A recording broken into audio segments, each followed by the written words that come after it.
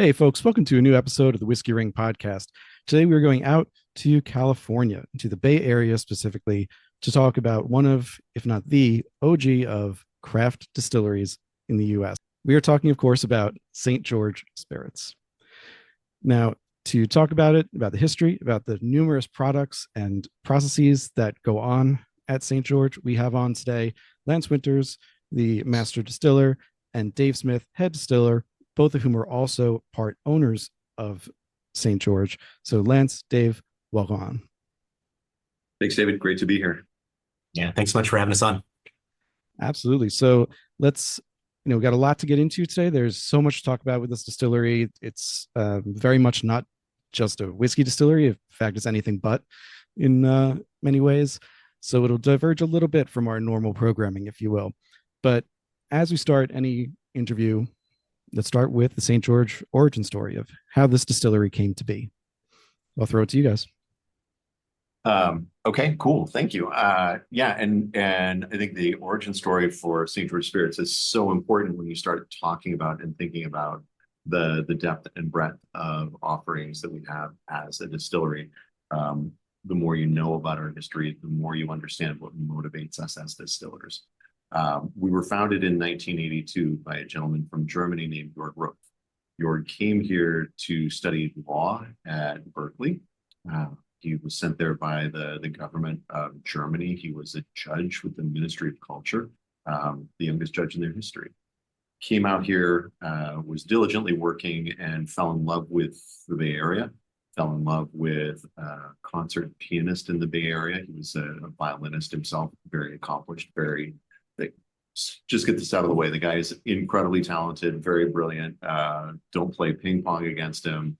I mean, there's nothing he can't do. Yeah, I was just gonna say, I don't think Jorg knows how to do something poorly. Like it's not in his DNA. And I'm gonna put a different spin on that and say that he probably does know how to do things poorly, and he doesn't show it, and then figures out how to do it really well before he does it publicly, which again is part of our DNA. So Jorg, in staying here, realized that the checks from the Ministry of Culture were going to dry up once they realized he wasn't working for him anymore.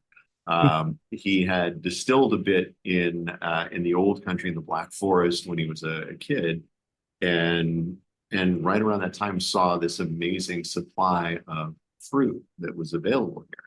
And he made an offhanded comment to somebody in the Bay Area, "Wow, you must have some amazing eau-de-vies distillers." And everybody looked at him and said, "Eau-de what?" Because you got to think about this. This is 1982. Set your Wayback Machine for 1982 and dial in the coordinates for a bar, and you're going to see a bunch of people sitting around drinking white wine spritzers. And anytime a white wine spritzer is what you're going to see being popular served at a bar, meaning that Sauvignon Blanc is too powerful to be consumed without a mixer, it's a shitty time to be a distiller who's making spirits that are designed to be consumed neat.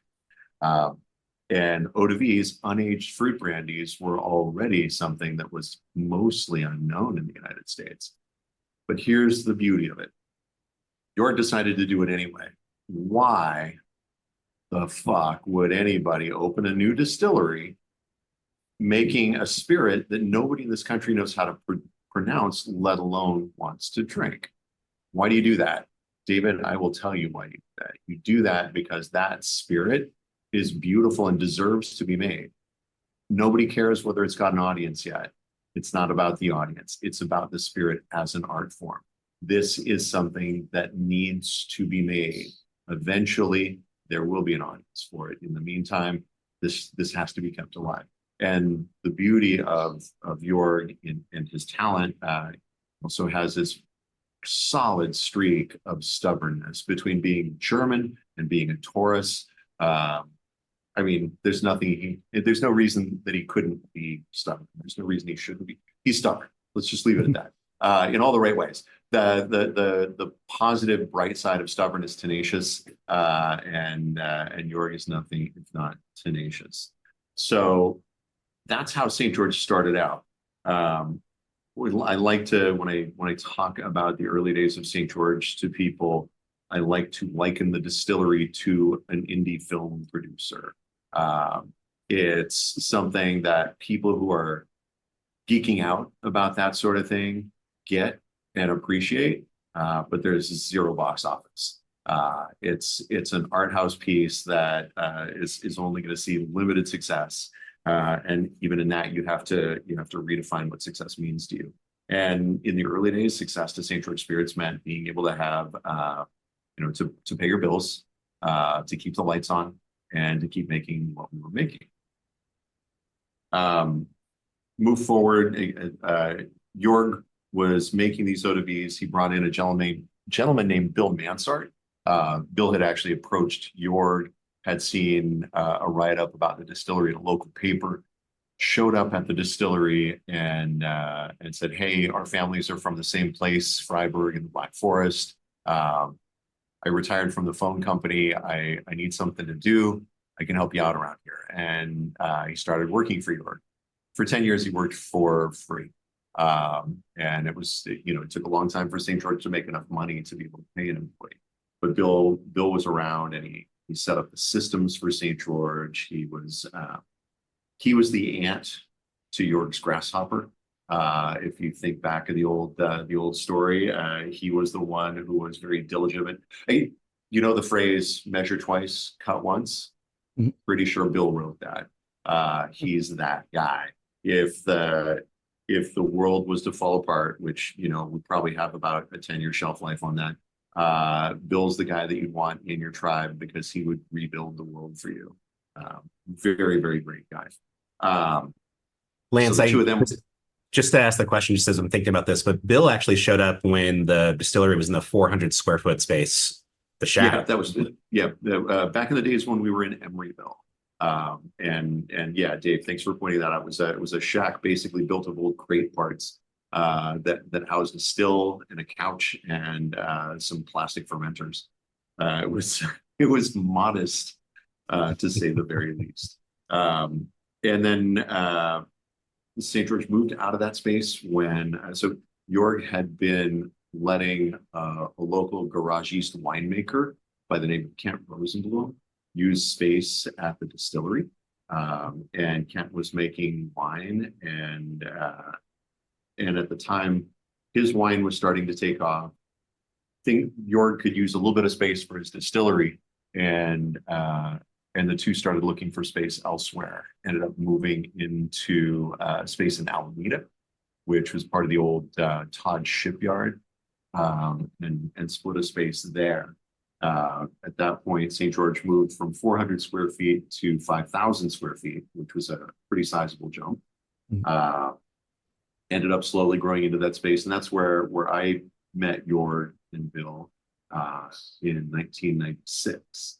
I showed up at the distillery in 96 with a bottle of homemade whiskey in hand and said, "Hey, I want to make whiskey. This is what I want to do when I grow up. Can I work here? And can I make whiskey here?" And Jorg said, "We'll try you out for a month and see what happens." And after the month, I was still there, thankfully. And you had nowhere else to go. You quit your job the same day that Jorg said he'd try you out for a month. I did. I love the smell of burning bridges. Anyway, yes, I did quit my job, started working at the distillery the next day. And after the month, I'm like, "Can we make whiskey now?" And Jorg said, "No, not yet. Go distill those cherries. Now go distill those pears. Now go distill those raspberries. We've got grappa coming in. You need to distill grappa." And what was really fantastic about that was, if you go in wanting to make one thing, you're going to be so focused that you lose the opportunity to fall in love with the medium. You fall in love with one piece of art instead. So his teaching was to appreciate distillation. And when I show up there thinking I'm just gonna make whiskey, I love Kirsch. I love pear brandy. I love any well-crafted distillate at this point. And when I first showed up, that wasn't the case. So being able to be fully immersed in making things is the best way to fall in love with those things. I think there's sorry, just to add on to that idea, but I think there's as I, over the years with that sense of a timeline, and as Bill retired and you sort of stepped in to work with Jorg, and there was also a sense of going to the library, well, very old fashioned, but going to the library, bringing in books, and here's an idea, here's whiskey production, here's how it's done in Scotland, here's this idea of this exploration. And I think Jorg also was sort of modernist in his way of saying, so what? That's how they do it in Scotland. Why does that say about you as a kid from Fremont who, had a career as a nuclear engineer in the US Navy? What does it say about me, from coming here from Germany? Just because someone did this one way doesn't mean we should do it that way. And it was that sort of, I think there was a push there while you're learning to love distillation and the creative art form of it. There's also that idea of communication, of trying to say something new without getting bogged down in the history of it. Sure. And I want to jump in there because there's two things that came out of that in my mind. The first one, so Lance, just confirming on my end in terms of timeline. So you came in, well, I guess the question is, did you come in with the idea to make a whiskey? You came in wanting to make whiskey from a brewing background that you were already halfway there. Did Jorg, had he thought about doing whiskey beforehand? Had that ever really been on his, prospectus? He had distilled some things before that were grain based, but no real focus on it. There were a lot of interesting experiments kicking around the distillery, but he had never really focused on it. So generally, Jorg didn't care for barrel aged spirits, where means the spirit wasn't good enough to show on its own. Fair. We've talked to a couple of distilleries who have taken that focus the same kind of one you do, where the distillate has to be good on its own when it comes off the still. If you want to barrel age it, you want to do something with it afterwards, fine. Can't mask it, can't hide it, and it's not going to fix something either. So you got to have good product off the bat. Yeah. No, if you put a shitty whiskey into a beautiful barrel, you've got beautiful wood characteristics on a shitty whiskey, and I don't want to drink it. Exactly. So Jorg was obviously a mentor to both of you, as was Bill internally. And you mentioned going to the library, reading these books about how they do whiskey and distillation, all these different things. Were there other external or internal mentors that for either of you along the way?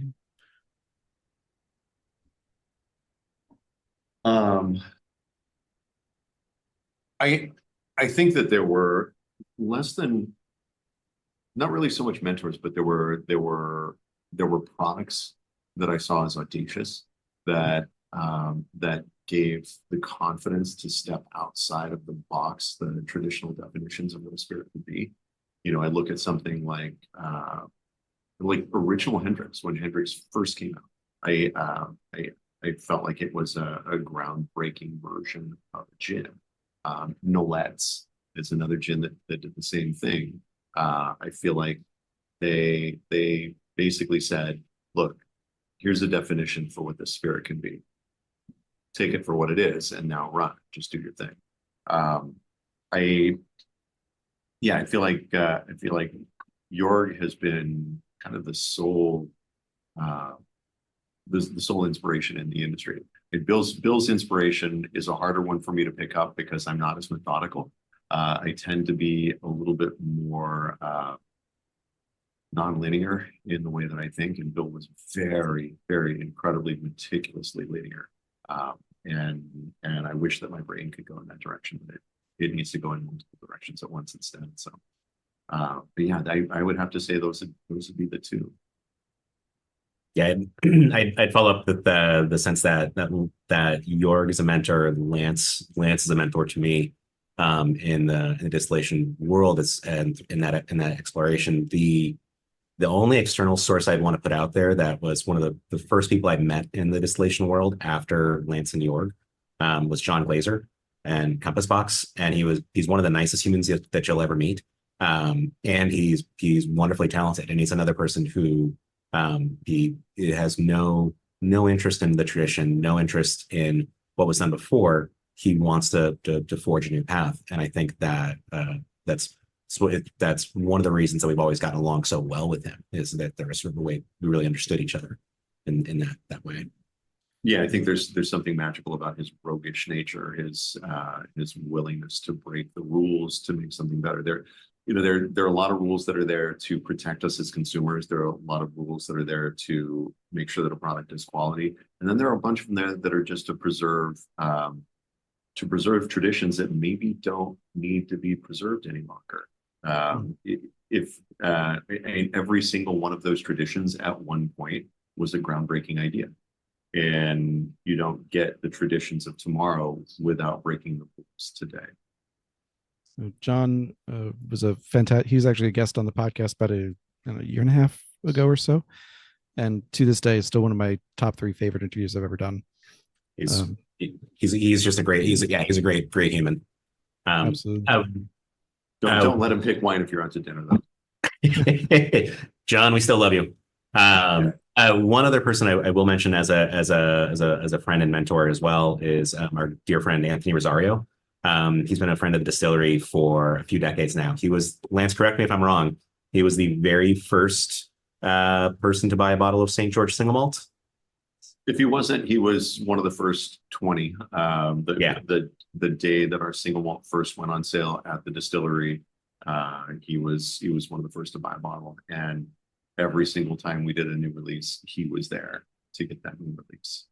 Yeah, we've tasted together for years and years at various times, and he's just he's an encyclopedia of knowledge about the spirits world. But he's also again, he's a caring individual, and he loves not just the final product, he loves the process, and that's something that I think speaks very, very well with us at St. George. We love the process. We love to honor these raw materials and basically be caretakers and occasionally shapers of them to share them with others.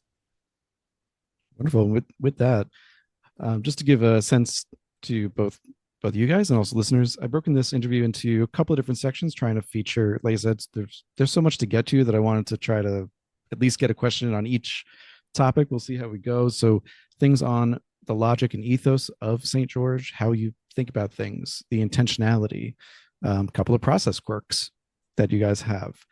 Of course, going through a couple of the products, you were very generous in sending a few things over to taste. And also at the end, looking to the future of St. George and of the distillery and region as a whole. So, with that, let's start off with that logic and ethos. How you guys do things on a day-to-day basis. It's a quick answer there because there's no logic. So. Fair enough. So let's start off product-wise also with the terroir gin. So it's a great way to illustrate the logic and the ethos is through the product. We'll come back and touch on something Dave was talking about before, and that's the role of a spirit to say something about who we are. If we were going to sum our ethos up in a single statement, we consider distillation an art. That can sound incredibly fucking pompous, and that's mostly because of me. I am incredibly fucking pompous. But what I'll tell you is that the reason behind that feeling is that we believe that we can convey emotion through the medium of spirits. The same way that somebody slapping paint onto a canvas or taking a photograph can evoke an emotional response in you. We can do that with a spirit. And you think that if you think about the fact that some of the original distillers were perfume makers, or they branched off into perfume making from alchemy, we still look at perfume making as a way to be able to emotionally manipulate people. Why can't a spirit do that? Why can't a consumable perfume do that? So that's the ethos there. The logic behind how we approach that is that we tend to wait until there's a genuine inspiration that comes to us as to how to approach something. We don't sit down and say, well, shit, I guess it's time to enter this category. How are we going to do that? We have inspiration for a flavor or aroma profile. Like, what can we do with this? Where's this going to fit? Because we love the way this smells. And the terroir is a great one because,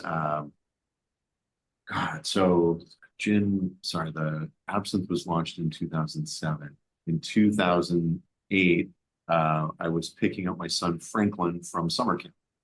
And it's camp up in the hills. It's a beautiful July afternoon. It's hot.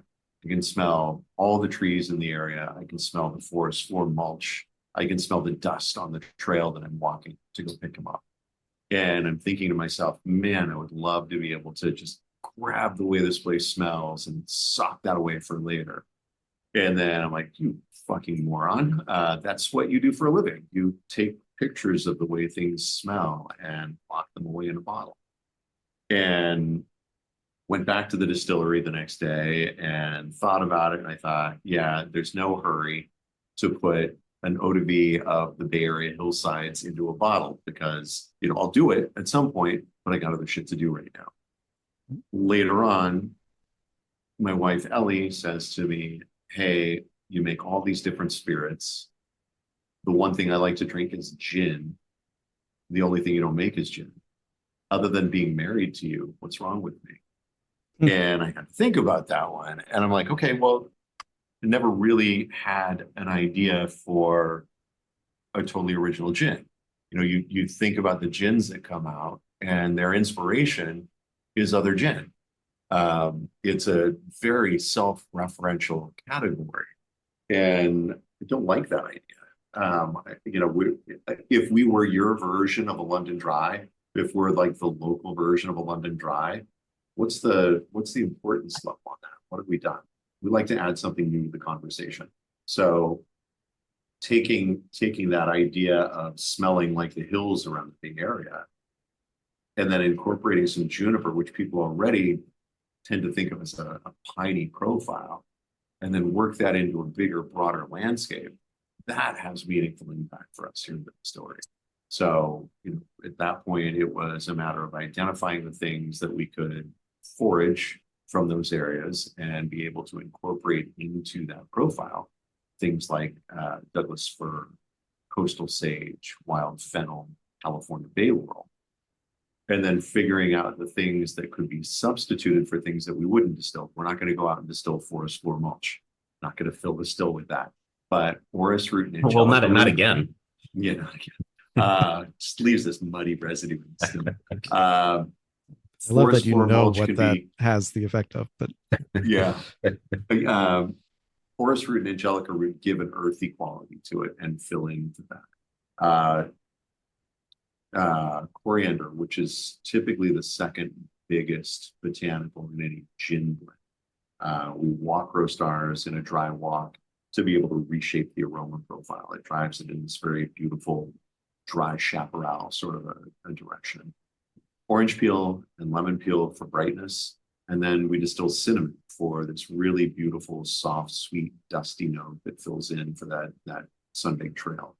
Once that's all together, we end up with this really complex picture of a forest that you can smell and drink. And initially, when we started drinking martinis with this, we're like, oh man, I feel like I'm in the forest. Now, when we're out in the forest taking a hike, like, man, I feel like I'm walking through a martini. So it's a very interchangeable sort of experience. And again, coming back to the ethos, putting a glass in front of somebody, having them smell it and say, oh, that's deep, or oh, that's smooth. That's like the most innocuous, boring compliment that you could possibly get. But when somebody picks up a glass, they close their eyes and they say, I feel like I'm at my parents' cabin on the Russian River and I can smell all the leaves I ran over. That's meaningful. You've connected to another human being through the work that you do. And we've had that in many different ways. And that's the beauty also of art, is you can have your own intention when it goes out. Somebody else can have a different emotion that it evokes, and it's valid. And as long as it's evoking an emotional response and not just evoking oh yeah, I'll have another one. That was easy to drink. yeah, we want there to be more. Is that so much to ask? I mean, you've kind of answered this question already, but I'll ask it more as a statement that, Lance, you'd said to Punch Drunk, Matt Salvo, Punch Drunk, that sometimes he sent ideas like a walk around Mount Tam could inspire, and picking up your son could inspire terroir gin down the line, and that you start with an idea that lodges in your mind until you can find a way to express it. With that said, Dave, you also said, this was a separate interview, that you remembered people's doubt at first about how whether that gin could succeed because it smelled and tasted of trees, which, to my understanding, it's kind of the point. Like, you want it to taste like those things that are in it. And so the question then is to both of you, one, Lance, you come back with these ideas, or Dave, when you have an idea too, and come back to the team and say, hey, I want to create this product. Like, for example, Dave, with you and the NOLA Coffee Liqueur, I have this idea in my head of flavors and scent experiences that I want to convey. How do you as a team kind of receive and process those ideas into something tangible? And the second half of that is that, Lance, as you said, the artistic side is very strong in this distillery. And John Page had described your process for creating the gin, the terroir gin, in artistic terms, such as broad strokes, representational art. So do you, I'll keep it at just that for the question of just, how do you take those artistic, abstract even thoughts and scent memories, and what is the process to making it tangible? I'll put one idea out there that I think for me is important in that focusing, and it's the idea that Lance is a walk in the it's a walk in the woods. It's a moment in time that we're trying to capture, and there's no conversation here about a demographic or who are we trying to appeal to. If we try to make something for some unknown other, I'm confident that we're going to fail. And the way that we make things is because we have one perfect audience member in that moment in time. People could doubt the terroir gin because they said, why do you want to make a gin that tastes like trees? People don't like gin because it tastes like trees. The idea there is it's not for you at this point. It's, Lance wanted to make something for Ellie, and it sort of set him on this path. And then he came to, yeah. I made it for me, really, and hoped that she'd like it. But the point that Dave's making is that we can only be true to ourselves, and we are the audience. Yeah, there was this. So in a past life, I had a thesis director when I was a writing student named Jeannie Livey, and she talked about nonfiction writing with capital T's of truth and lowercase t's of truth. And the idea there was that you could write a story and you could get all these little details right. What he's wearing a black shirt, he's got a bald head, all that stuff is correct. It's valid, but it doesn't actually draw any emotion out of you in a way that's going to resonate with someone today or 10 years down the road or 50 years down the road. Really great art should have the ability to sort of be timeless in its own way. And I think that's as I think about this idea of process here, we're trying to create things that are for ourselves or our perfect audience member, and they need to sort of resonate beyond. If we get it right, they need to resonate beyond us. But it's not because we're aiming to make something for someone else. It's because we're making it for our own table, and we've got to satisfy that.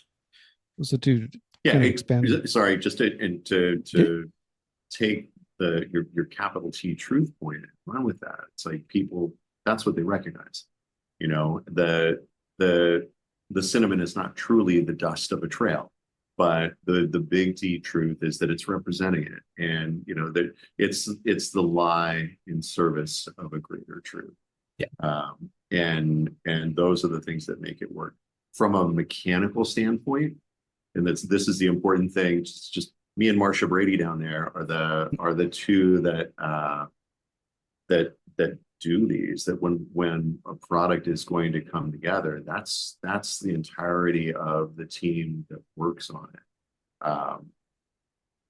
I really don't believe anything good can be made by committee.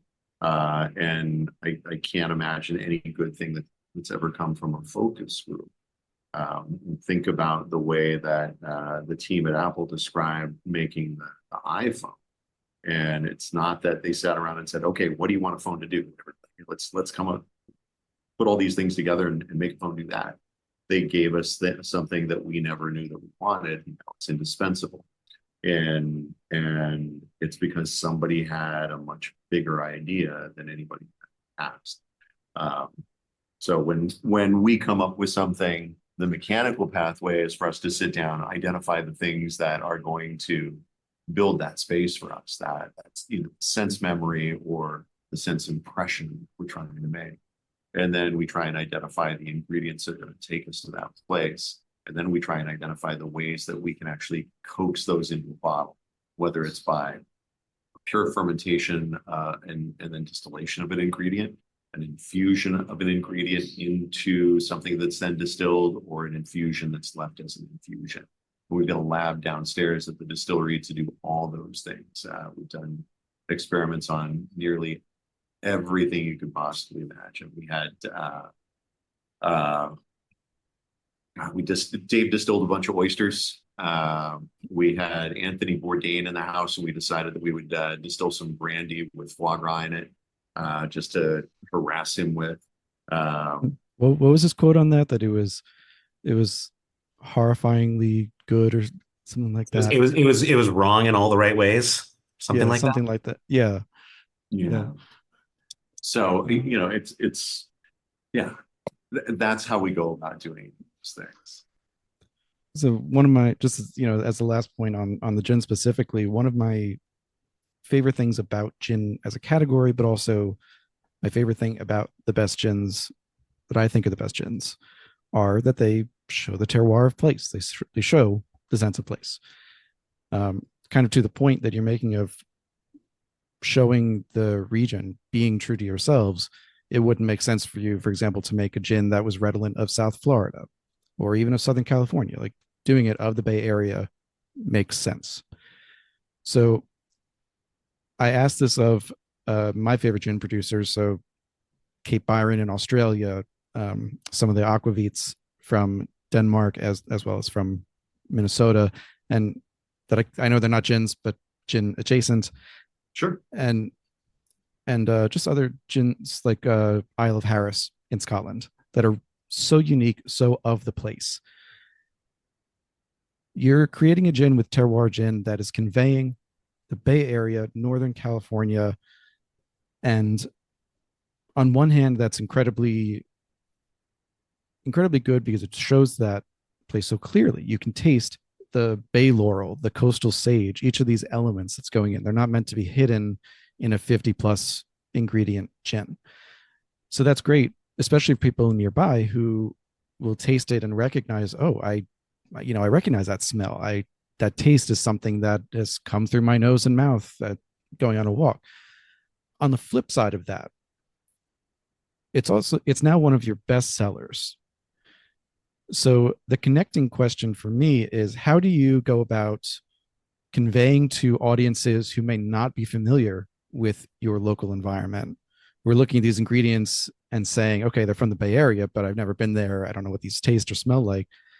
How do you connect them to that scent and sense memory in such a way that they want to try the gin? Dave, may I? Yeah, I was gonna say I've got like three or seven stories that I want to share, but I also know I'm looking at you and seeing like I know that you want to tackle this, and so the short answer is we don't. They do. The beauty of having a true message in a bottle is that people recognize it for what it is on their own.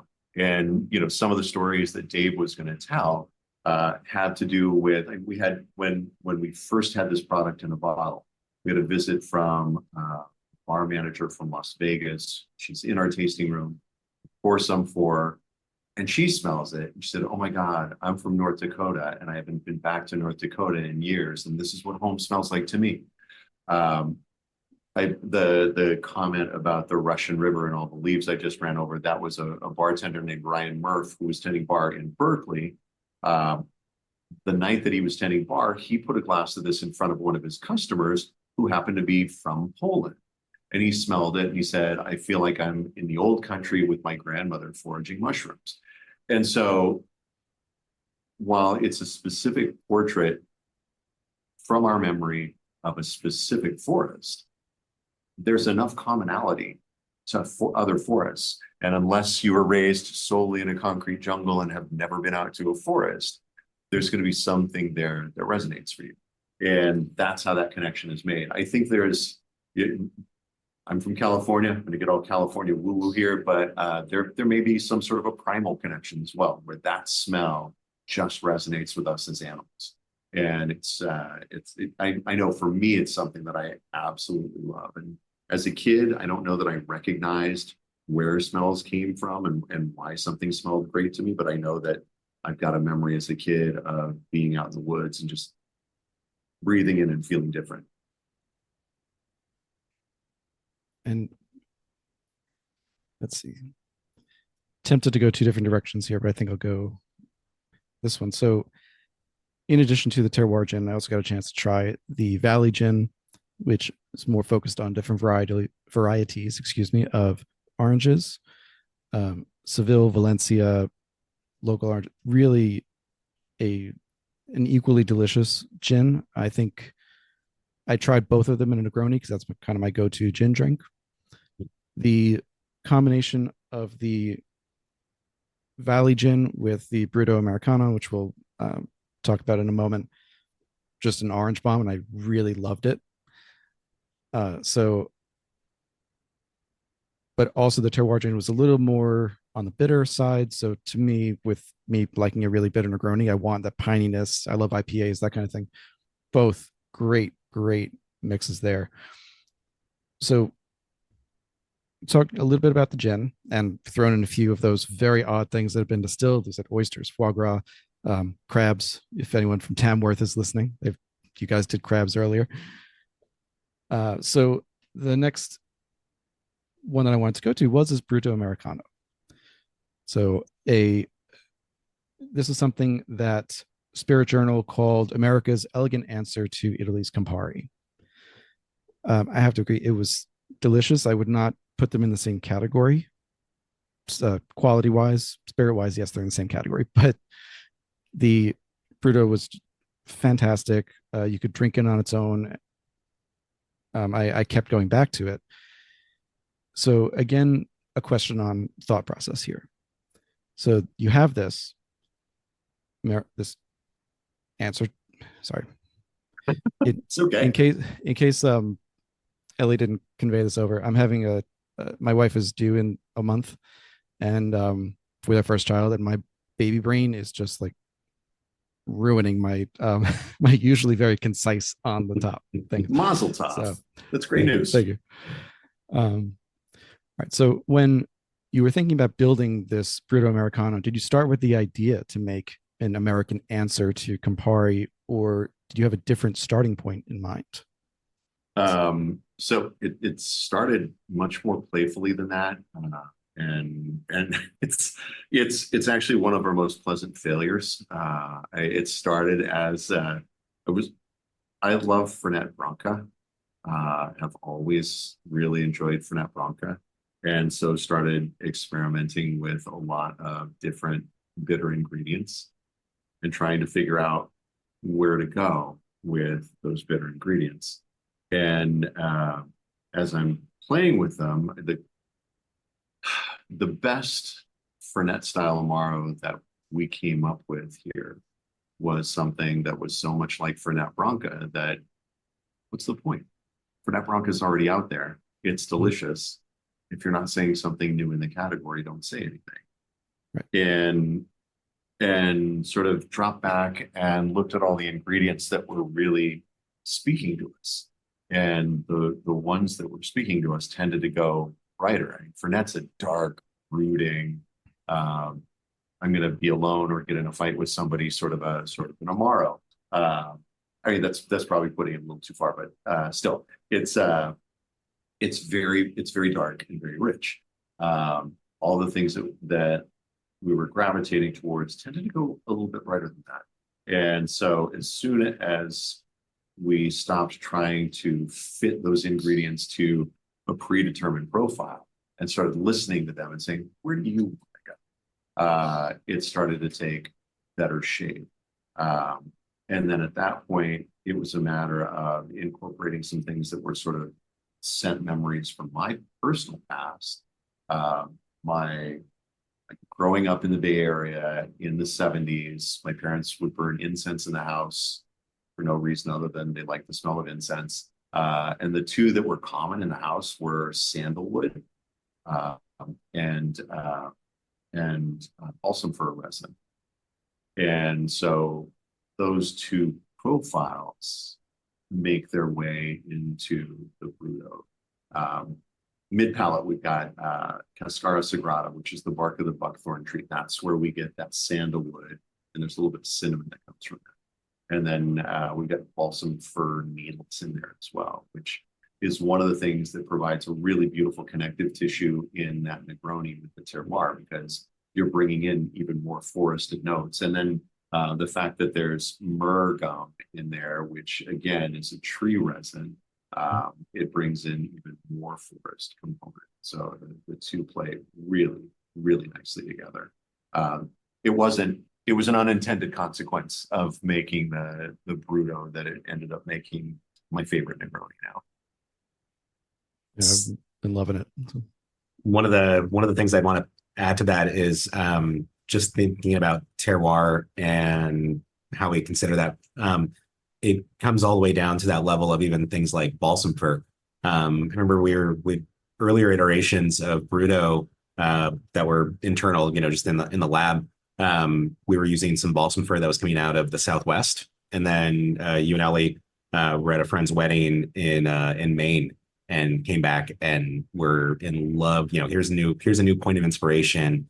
Here's a new point of trying to. We need to go source balsam fir from Maine. Even though we can get a beautiful rendition of this here closer to home, it doesn't have the same character. And it's not that one's better than the other, but now this is attached to a new sense memory and a time and place. And this was now basically something else that would get wrapped into Bruto. It was vital. Once you have a sense of the way something's supposed to be, you have to figure out how to get to that place. You can't just let it be the lesser version. Truly. So, like I said, the Bruto has easily overtaken Campari for my go-to red bitter aperitivo, if you will. Thank you. Look, it's just that good. It really is. Of the 6 items that were sent for me to taste, I couldn't take fault in any of them. In that, I'm not saying everything was perfect, because nothing's ever perfect, of course, but everything to me had that sense of intentionality, and the Bruto went along with that.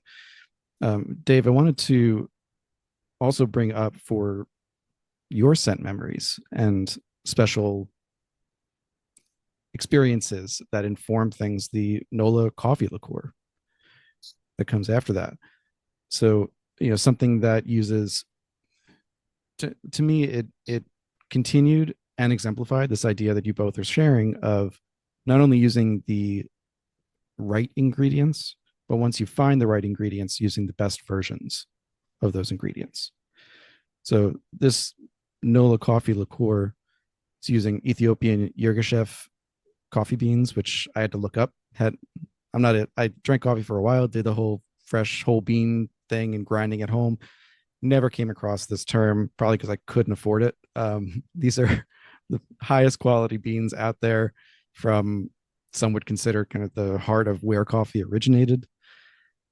Grade 1, just top of the line stuff. And I wanted to just have you talk a little bit about not only how the liqueur came to be, but specifically choosing that coffee bean of all the ones that you could get your hands on.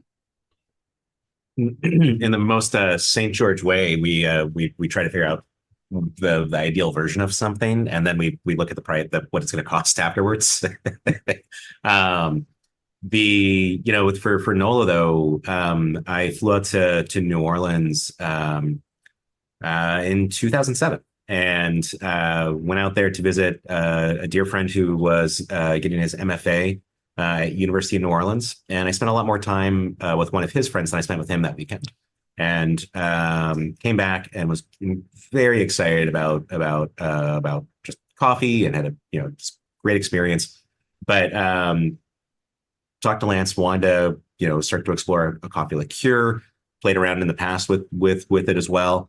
And now it wasn't this innocuous idea of coffee liqueur. Now there was this real point of inspiration. And Lance said, "Great, let's start playing. Let's work on a coffee liqueur." And I said, "I want to make a chicory coffee liqueur." And he said, "Chicory coffee is terrible. Why would you?" It goes back to the Napoleonic Wars. Why would you adulter good coffee with this? I'm like, said, no. Listen, it's amazing. It was really tasty. There was this girl, and Lance said, "Okay, prove it." And over again, that's where a lot of these conversations go to is, if you want to do something, go figure it out, prove it. And maybe we'll figure it out. Maybe we won't. And went and found a tin of Cafe du Monde coffee, and chicory coffee, and made it alone in my apartment in Oakland, and didn't really care for it. Was annoyed that Lance was right yet again. And a while later, flew back out to New Orleans, and I saw Julia again, and I had more chicory coffee in New Orleans, and started to really get an idea of its time and place. And it's not just the raw materials in that moment, it's what I'm bringing to it, it's who I'm with. And so that became a much more evolved way to try to capture this moment in time. It wasn't just, I can make a coffee liqueur and maybe I can use Cafe du Monde, chicory coffee with it. It then became about trying to understand, well, what is chicory, and what's worthwhile about this, and found different grades of chicory, and finally found a French roasted chicory that was gorgeous. Brought it in and shared it with Lance, and he said, "That's beautiful. What is this?" And I said, "That's chicory." He's like, "Oh, we can work with this all day. But what's the coffee that you would use with this?" Now, the chicory had this great sort of fig and black pepper kind of quality, and started talking to some good friends in the coffee world. One in particular, Brad Joyce. Spent time with him and talked about coffee beans, and learned about it, because it's something that there's learned from others that where I didn't know this, and started to learn about different coffee processing, started reading books on it, and eventually discovered Ethiopian Yirgacheffe beans. It's a dry processed coffee, which gives it a lot more of that. Yirgacheffes are notorious for blueberry, raspberry, some stone fruit. It's a dry processed coffee, so it actually has some of that fruit of the coffee fruit dry on the bean before it's mechanically taken off, basically, and it carries some of that character with it. So ultimately, when we get to roasting this, we've got something with these beautiful fruit tones that allows it to entwine with the chicory in a way that's meaningful. It's important. And normal, probably the coffee you have that's a chicory coffee normally doesn't use Yirgacheffe beans. For us, this was the best way to have 1 + 1 = 3. And then it was about trying to make sure it was balanced. It was intentional, using Madagascar vanilla beans that allows us to put less sugar into it, so it's not as syrupy and cloying as coffee liqueurs can be. But that Madagascar vanilla that we make in house has become something that gives a sensation of sweetness in the palate without actually adding more sugar than we absolutely need to. We want it to work as a liqueur, but it also should be able to be sipped neat and be balanced on its own from an eau-de-vies distiller's perspective. Yeah, I mean, as a consumer drinking it, at first I was really taken aback by the intensity of the coffee flavor. Think of other coffee liqueurs; it's usually a little heavy on the creaminess and as you said, the sugar in particular, to the point of syrupiness, saccharification of your entire palate. It just coats in sugar. And so at first, my first taste, I was like, oh, this is more bitter. This is more shocking, flavorful than I would normally get. And then I had a second taste and a third taste. And by the third sip, I was realizing what you were saying of, okay, I'm actually tasting the coffee here, not, the sugar's not forward. The vanilla was being tasted for sure, but it was a complement and a supporting player. And it was all about the coffee. And that was the first time that I'd honestly tried a coffee liqueur that I had that experience with. It was, I don't know, it's just different. That's the theme of today. It's different. And as you guys keep saying, if it's not different, what's the point? So, I'd wanted to give you definitely a chance to talk about that. And something else just came into my head very briefly, which is that, Dave, your experience at Cafe Du Monde, I've been there as well. And, the coffee, when you're there, you get some beignets, it's delicious. And you buy a can of the coffee and you bring it home, and it's never as good at home, no matter how perfectly you make it to their specifications. And to me, it reminds me of why I don't do tasting notes in a distillery. Like, everything tastes better in the distillery, in a tasting room where you can see things. So to get a really objective review of something, I've got to do it either at home or away from the process. It makes perfect sense, and realistically, it should, everything should taste better at that distillery. It's an experience. It's part of the experience. If it's not better, the distillery, if it's then the distillery as a physical presence is probably doing something wrong. I kind of love that, but on the other side of it, also it's a little bit like it needs to be, when we make something, it needs to be independent of the author. It needs to go live and breathe in that bottle in a way that and it goes back to that idea of being different. It goes back to, we sometimes call it a thumbprint, or Adam Rogers calls it the fist, which is an old term from telegraph operators, where they could tell, who was on the other side of that telegraph line, and possibly, hey Joe, you feeling okay? You sound a little down, by the dots and dashes that are coming over the line. But it was something where it actually needs to show up. The work needs to show up in that bottle, so that someone who doesn't have any experience with us, there's an introduction. There's hopefully a story to tell. There's something to be excited and take note of and think, this is not what I expected. I just looked up at my my bookshelf for a second and was thinking that's the same Adam Rogers who wrote Proof. Yep. That's something he says in that book. So. Yep. I was thinking that sounded familiar, and then I immediately looked up.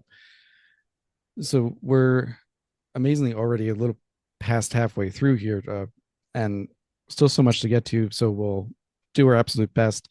I think just for time's sake, I may skip over the green chili vodka for a full question. However, I did want to just put in a plug here that, if you're listening to this, if you know me at all with the podcast, I don't drink vodka generally, for the sense there's not usually a point. It's usually odorless, colorless, tasteless, just as a mixer. Once in a while, you come across a really great vodka that's made with intentionality. Before this one, my example would have been RBK's wild strawberry vodka from Scotland.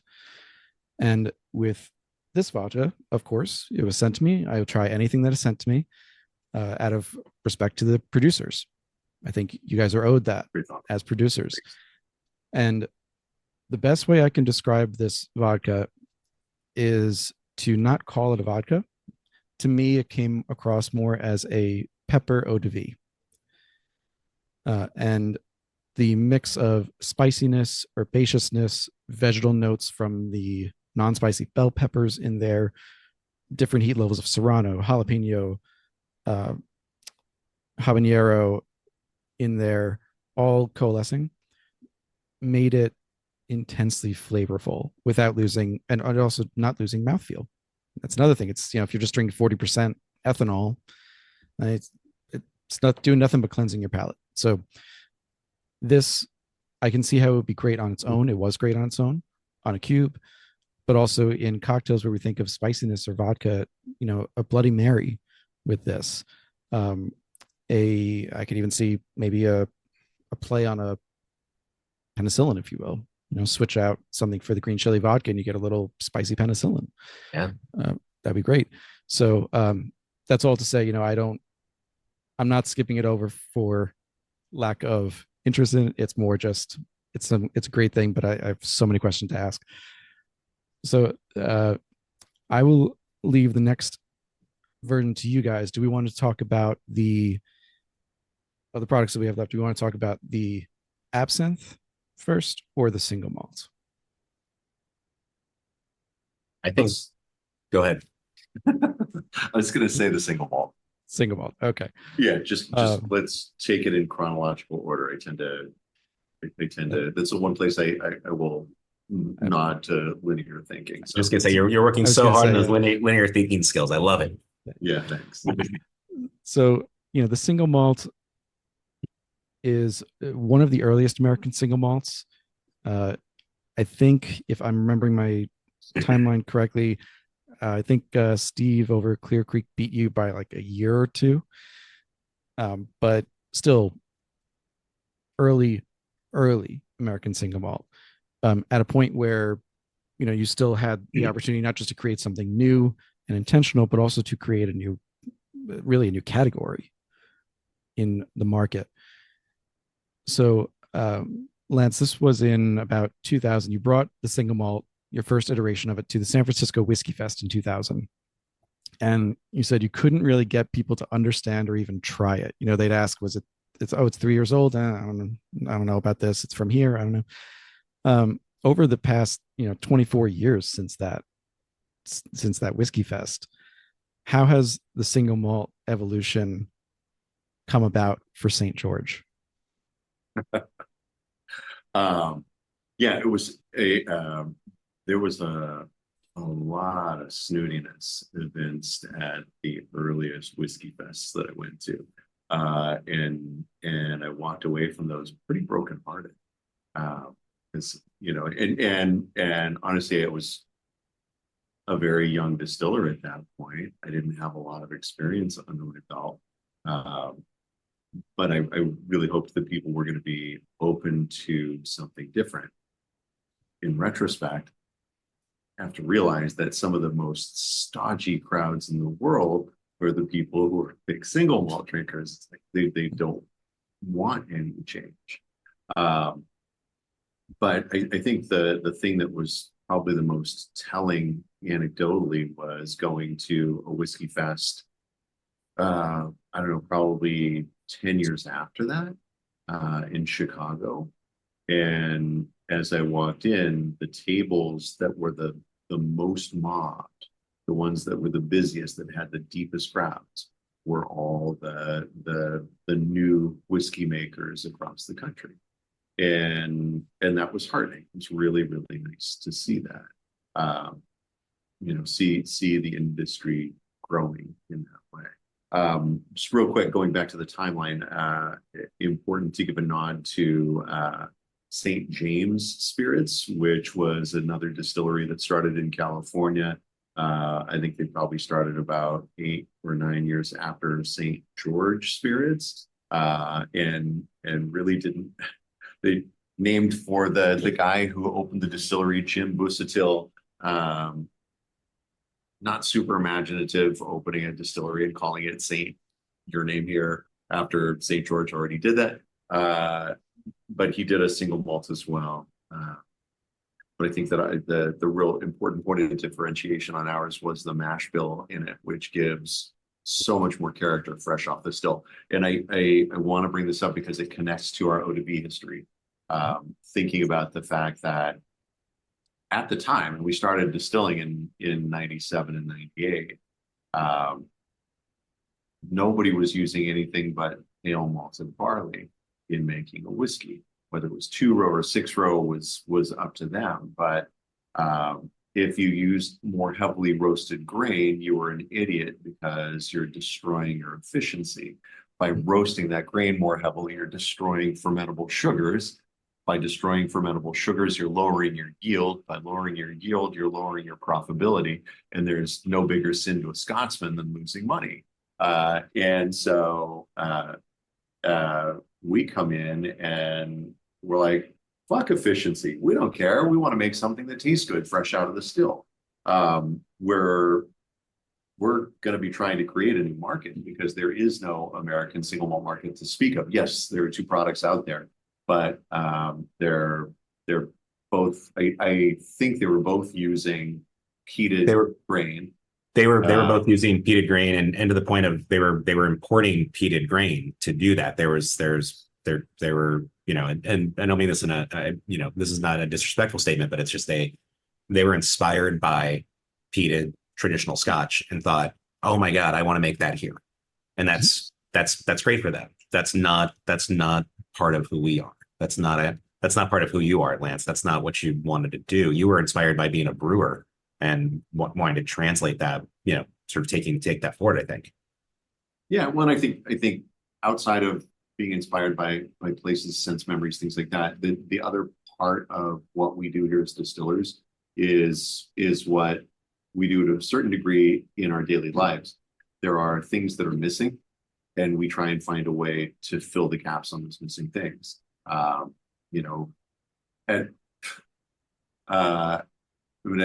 It's a good thing that you save time not talking about the green chili, because now I'm going to take us down a fucking rabbit hole.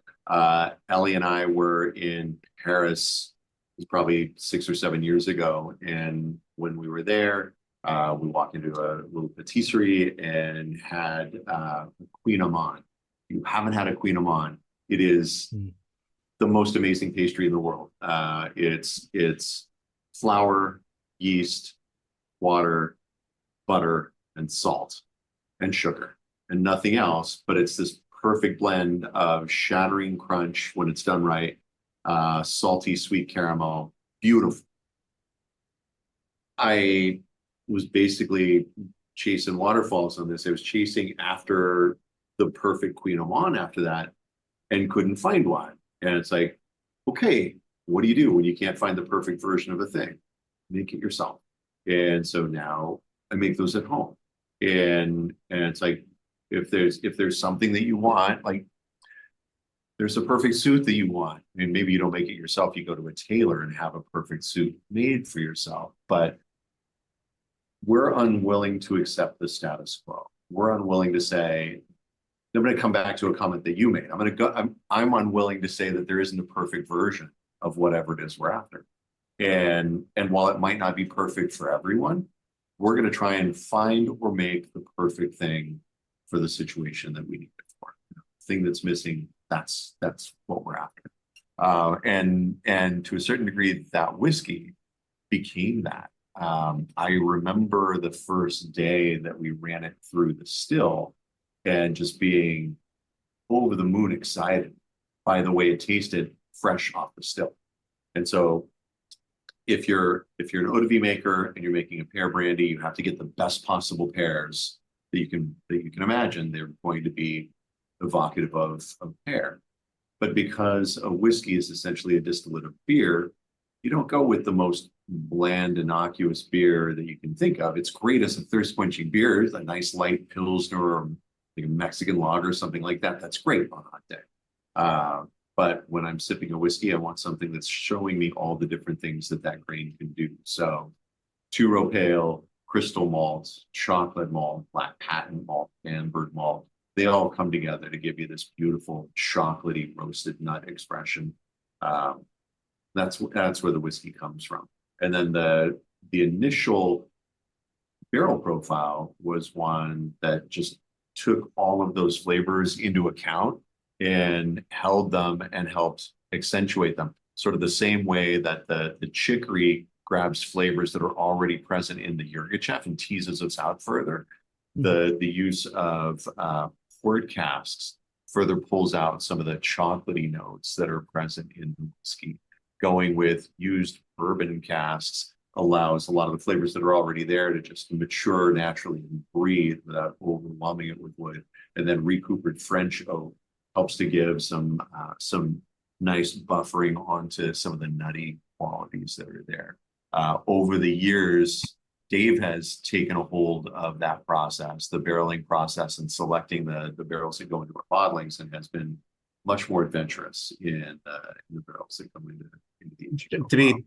just to be fair, Lance, I mean, when you first started the whiskey program, you couldn't even get port casks anyway. So what did you do? What did you do? How do you get port casks?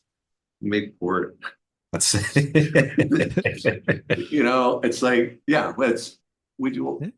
And it's kind of sad to think that it's easier to get Bastardo, Touriga Francesca, Tinta Cow, and Touriga Nacional grapes, start fermenting those, arrest their fermentation by adding brandy, and then sit that in casks than it is to just buy port casks. But at the time, that was an easier approach. So, yeah, we do what we can.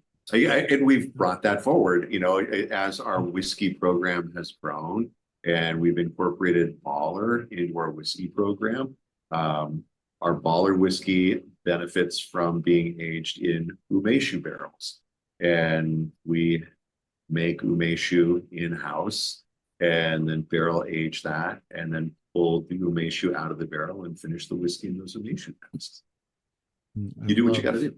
I love the umeshu on its own, but also it lent wonderful tone to the Baller whiskey.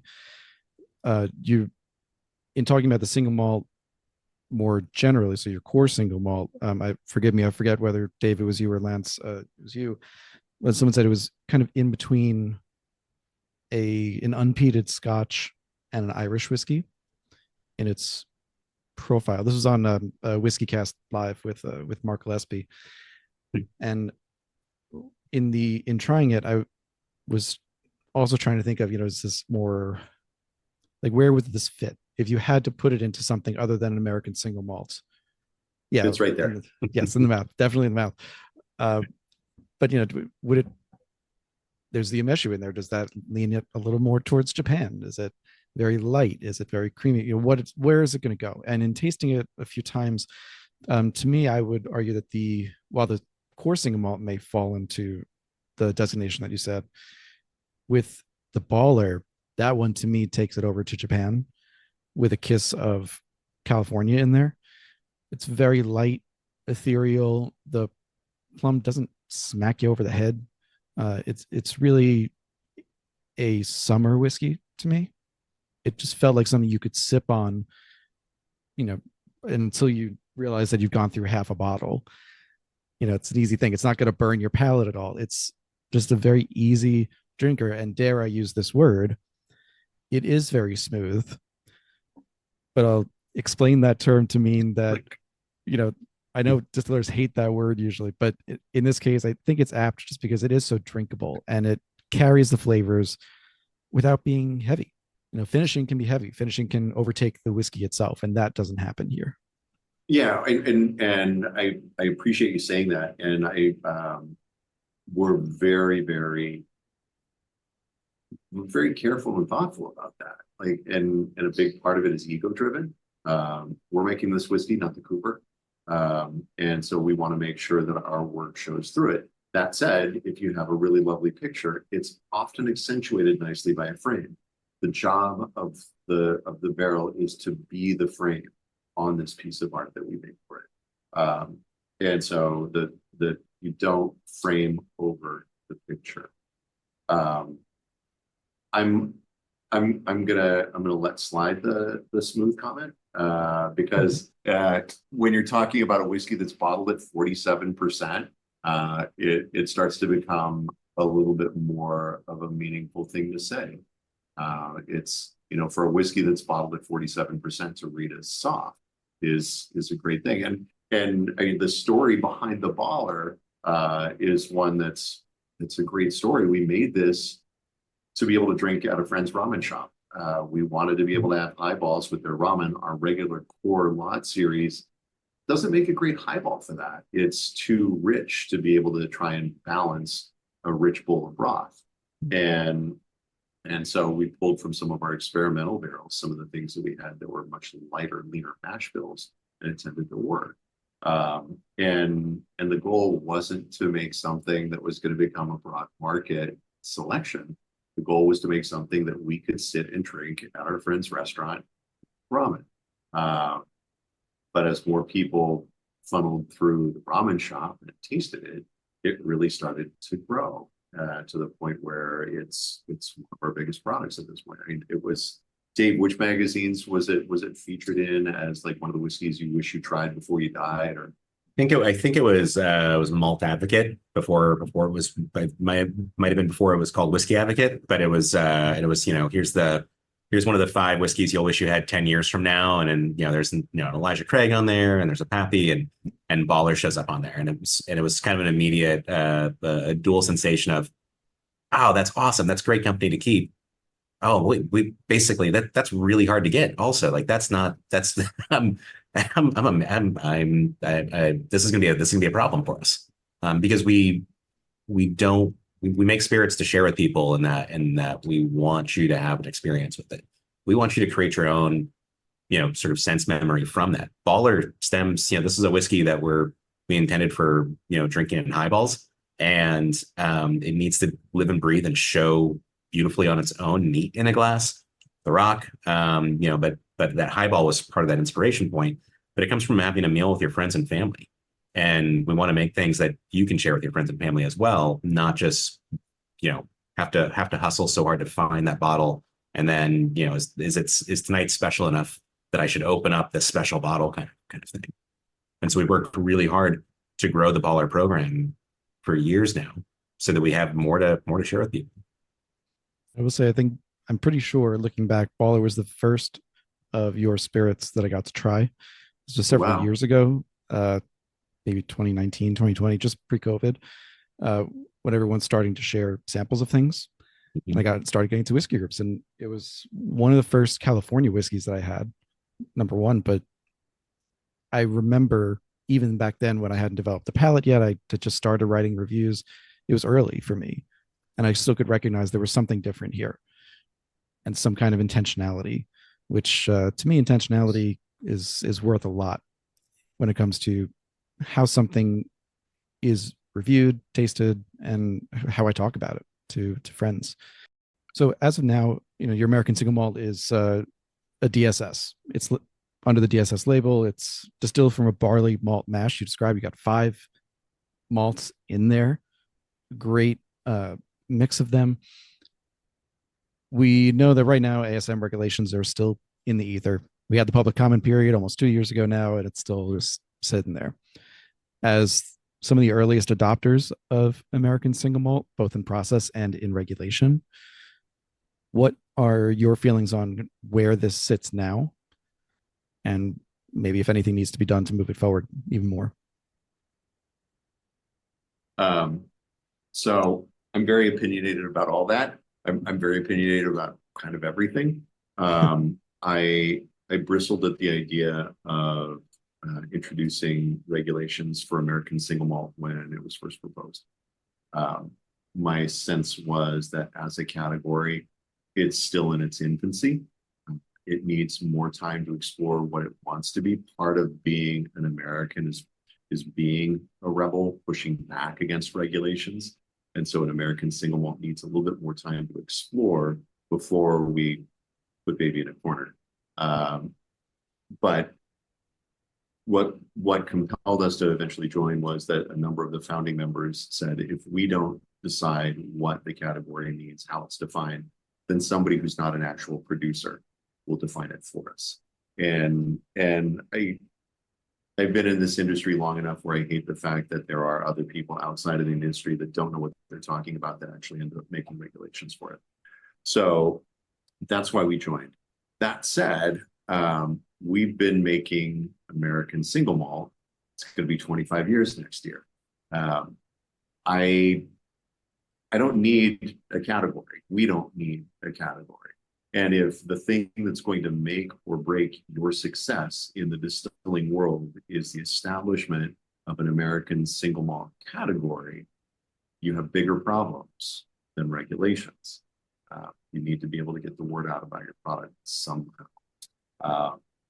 So like where we are with it, it's, I don't really monitor it. Dave, I think you're probably more in touch with all that, but and I'll let you speak to that in a moment, but I honestly, like, it doesn't matter to me personally when or where those regulations are adopted. Our whiskey is what it is. And as a matter of fact, I believe that because of the fact that we've got the black patent malt in there, and I don't believe that black patent is actually truly malted, we're disqualified from being an American single malt. Which, this is one of the reasons that I feel like it's problematic that they're coming up with these regs before people have really had a chance to explore all of it. And I believe that we push back on that in some instances. But if you want to get 12 different opinions about an issue, ask 10 different distillers. And that's the way it's going to go. So, and you get a bunch of them who are entrepreneurs in as well, they're going to get even more. So that's where all that is. Dave, where's your head on? I'm with you on just the general sense of we're 25 years in. You helped found this category, and that there's a sense of it's still young. It still has a lot of evolution. One of the things that helped to make our support of the commission's work important to me, at least, was looking at the category of what we are right now. The American single malt. It's distilled from barley malt mash. That means we are only allowed to use used oak for aging for the category that we're in right now. For this to be, we call it an American single malt, but it's a single malt and it's made in America. And the details do matter on that.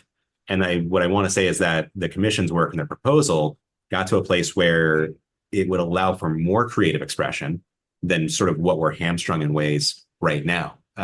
Once that category is created, there's opportunity to use both used and new oak together in the same bottling.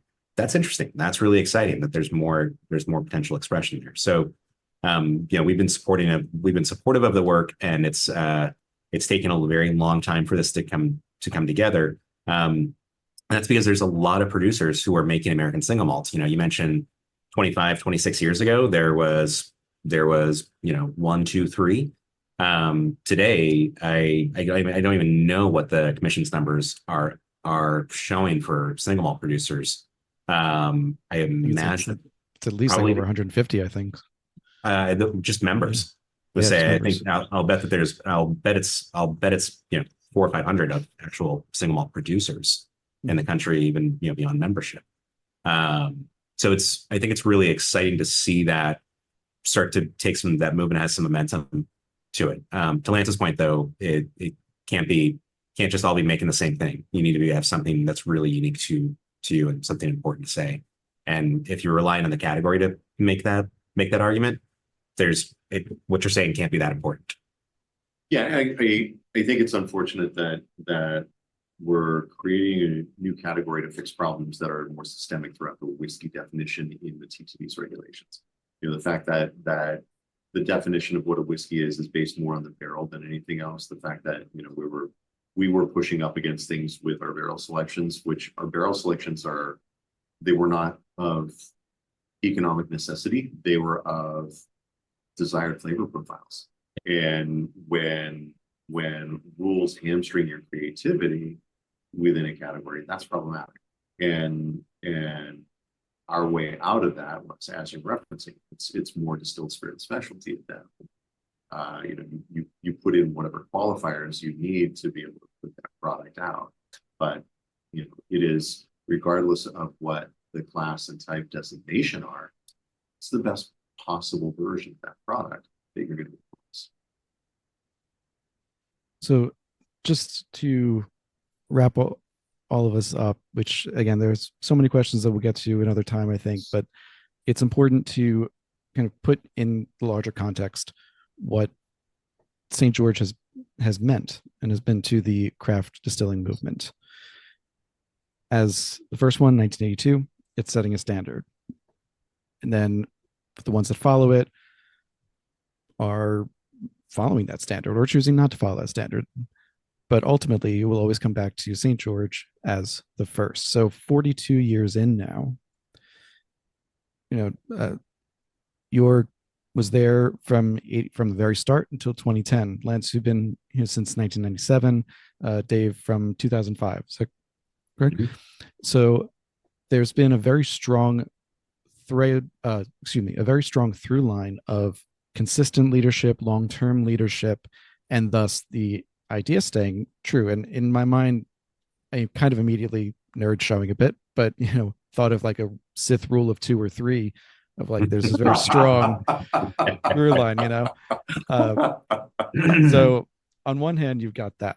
On the other hand, part of your 40th anniversary in 2022 was reflecting on how you guys are preparing the next generation of distillers to continue to lead the company, but also to work elsewhere, and how you have an apprenticeship model.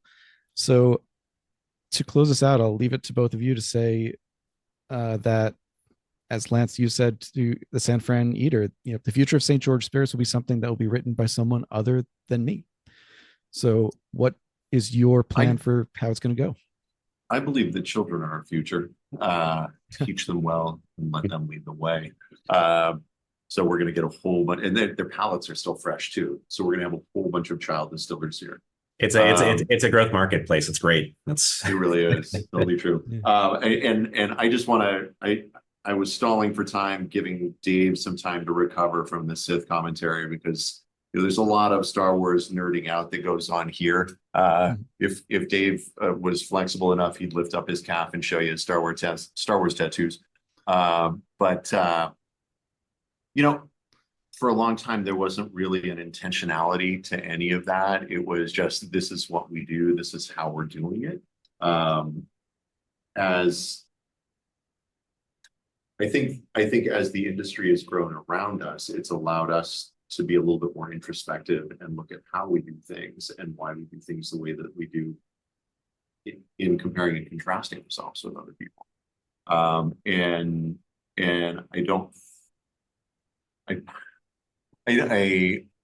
I think there is an opportunity to be able to train people, but I want to make sure that as we're training people in distillation, the biggest thing that we're training them on is why. Why are you going to be a distiller? If you want to be a distiller because you saw George Clooney sell a brand for a lot of money, then you might want to step away right now and go to school, get a degree in something else, because that's not going to happen. That's a lottery win. If, on the other hand, you have ideas about spirits that you want to make that fill in the gaps that the industry has left behind, stick around here, work for a while, learn the mechanics of it, and then go out and express yourself. Wanting to be able to have people express their creativity through distillation is what I think we should be about in the future generations. I need to step away because just like I'm trying to steal this entire conversation, I do tend to overextend a bit and try to take over everything. So like being able to step away and let everybody else have more of the light in the room and be able to run with things. I think it's a necessity. That was trying to take over everything, almost control things almost in a Sith Lord like way.